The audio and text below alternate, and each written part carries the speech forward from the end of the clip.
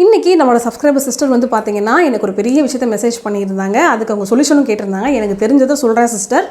அவங்களுக்கு வந்து கல்யாணம் ஆகி வந்து 6 இயர்ஸ் ஆகிடுச்சு. எனக்கு குழந்தைங்க இருக்காங்க. மாமியார் கிடையாது, மாமனார் தான். ஃபஸ்ட்லேருந்து நான் தான் அவரை பார்த்துக்கிறேன். எங்கள் கூட தான் இருக்கார். கூட்டு குடும்பமாக தான் இருக்கிறோம். ஆனால் டெய்லி என்னை அவ்வளோ அப்யூஸாக பேசுகிறாரு.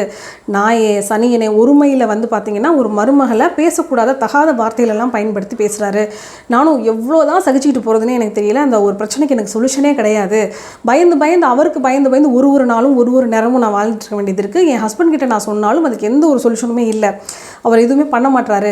என்னோடய வாழ்க்கை வந்து இப்படியே போயிடுவோம், என் பசங்களை வச்சுட்டு நான் இப்படியே போயிடுவேணும், நான் ஏன் வாழ்கிறேன்னு எனக்கே தெரியலன்னு ரொம்ப டிப்ரெஷன் ஆகி என்கிட்ட கேட்டிருந்தாங்க. சிஸ்டர், நான் சீரியஸாக சொல்லணும்னா இந்த இடத்துல உங்கள் மாமனார் மேலே தப்பு இருக்குது. ஆனால் அதை விட அதிகமாக உங்கள் ஹஸ்பண்ட் மேலே தான் தப்பு இருக்குது. புரியுதுங்களா? ஏன்னா எனக்கு தெரிஞ்ச வரைக்கும் சொல்கிறேன்.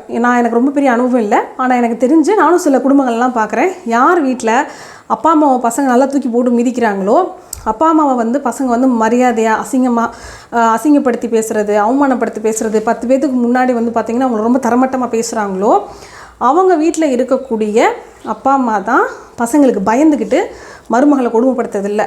மகனுக்கு வந்து எல்லாத்தையும் கொடுக்குறாங்க. வேலை செஞ்சு அவங்க குடும்பத்தை வந்து வளர்க்குறாங்க.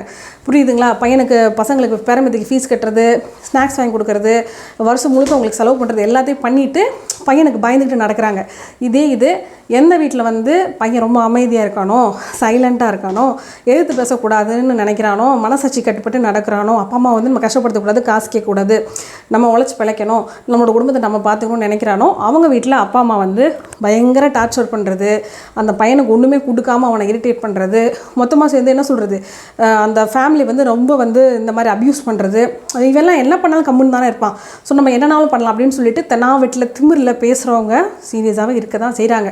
இது உண்மைன்னா கமெண்ட்ஸ் கீழே நீங்களே சொல்லுங்கள், நான் சொல்கிறது எந்த அளவுக்கு உண்மை அப்படிங்கிறது.